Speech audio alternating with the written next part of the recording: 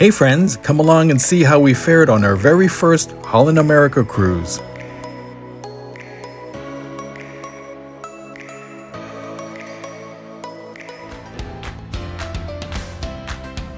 Hi, this is Scott from Scott and Tracy Traveling.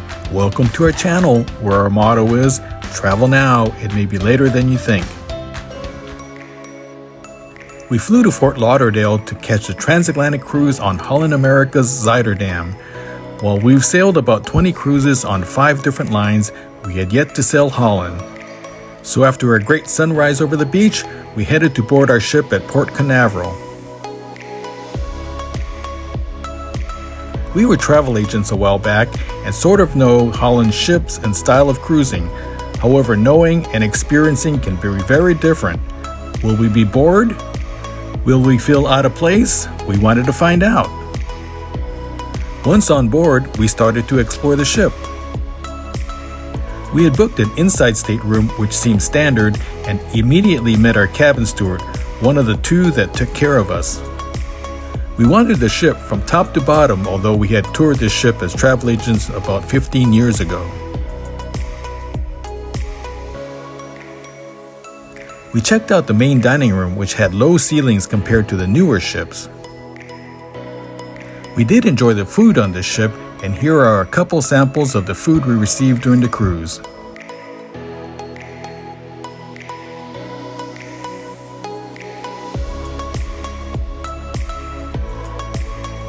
However, the restaurant's ceiling decor along with the atrium seemed to be a bit dated.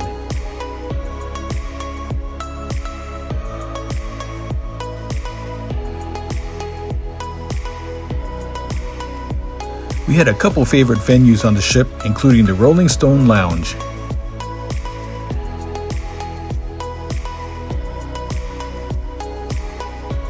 The elevators were nice, and the external ones were cool because you can watch the ocean when sailing.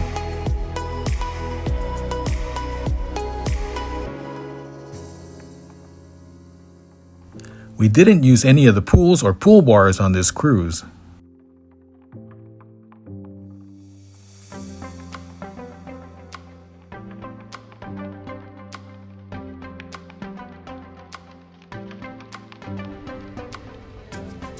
The other venue we really liked was the Crow's Nest Observation Lounge. It even had a ship status board with speed, bearing, weather, etc. It was also a great space to play cards or board games.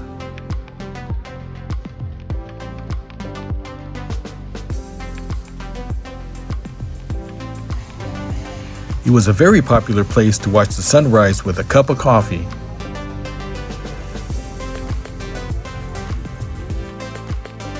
The outside promenade was reminiscent of the older ocean liners, and some of Holland's methods also harken back to the cruising in the past. In the buffet, crews served most of the dishes and also served your drinks at your table, so you don't have to juggle a plate and a cup while walking to the table. It may be a small thing, but there are other examples where service seems to be customized to the cruiser, like how cruising was 30 or 40 years ago. I believe that is why Holland has such a loyal following. Many we talked on board only sail on Holland. Cloth towels in the restrooms are also a nice touch.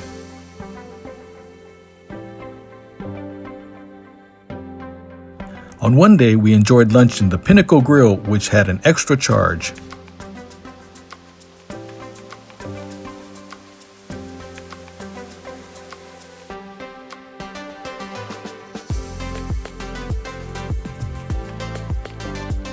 There were a number of bars on board, but we didn't do much drinking on this cruise.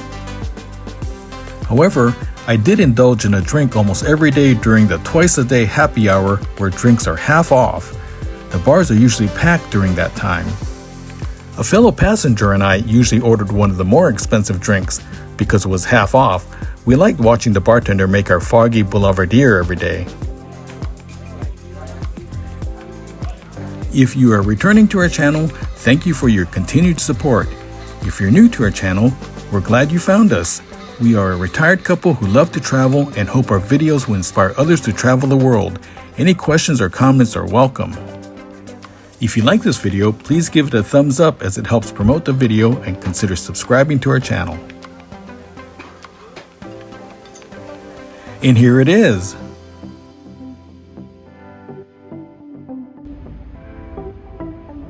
One of the biggest surprises on board was their large library, which really came in handy on this 16-night cruise.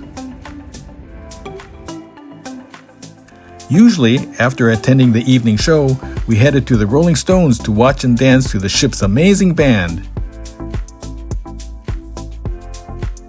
We were lucky that our cruise had some fun passengers, as we have heard that other cruises can be very sedate.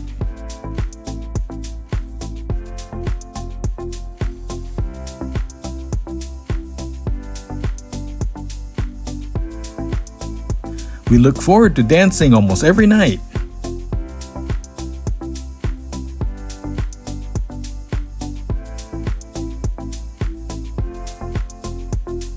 As on other cruises, watching sunrises and sunsets are daily events for us.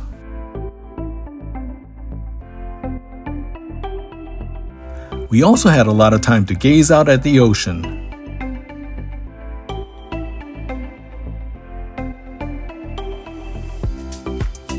Other activities we regularly attended were afternoon tea, sorry I don't have any good pictures, and the educational lectures. The speakers were awesome.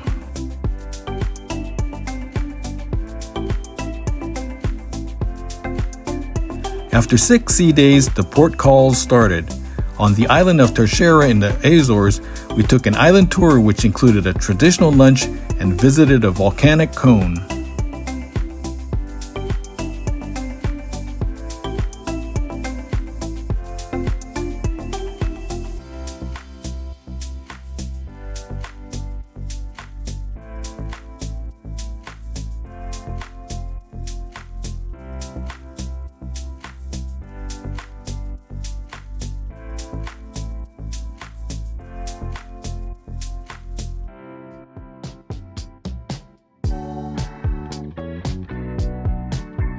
The next stop was Ponta Delgada on the Azores island of São Miguel.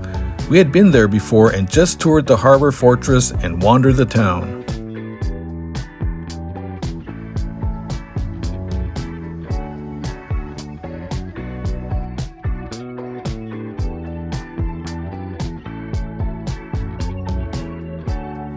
We had a couple more sea days before our next stop in Ringaskiddy, Ireland. On the way through the harbor, we passed the picturesque town of Cove.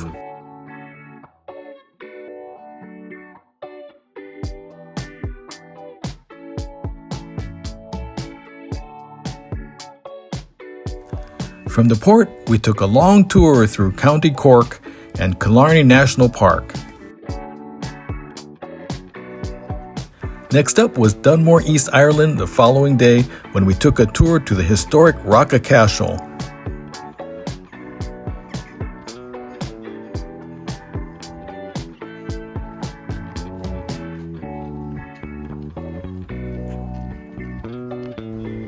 Then we visited Cahir Castle.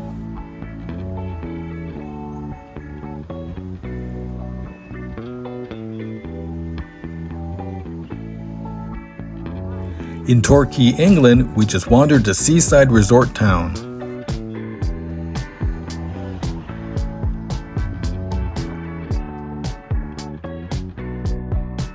We were one of the first passengers off the ship in Le Havre, France, so we could catch an early train to Rouen to see the old half-timbered buildings. While many of our fellow passengers were heading for the long day in Paris, we enjoyed our day here.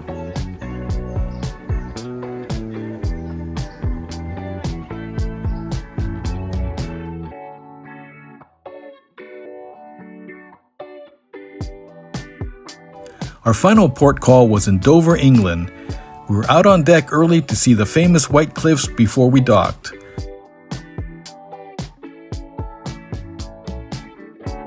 Above the town and harbor was mighty Dover Castle. Again, early off the ship, we shared a taxi to Canterbury to see the famous cathedral. We got to Canterbury so quickly that we almost had the town to ourselves before the crowds arrived.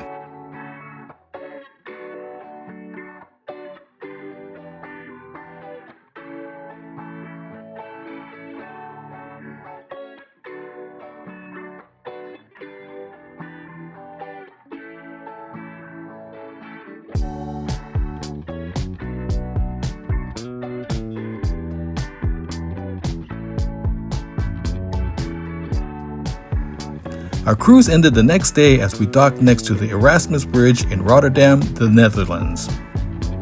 So, what did we think of Holland America? We loved it, and now understand why they have such a loyal following. They might not have go-karts, water slides, or zip lines, but do a lot of the little things that other lines have eliminated. We would love to find another Holland America Cruise to sail.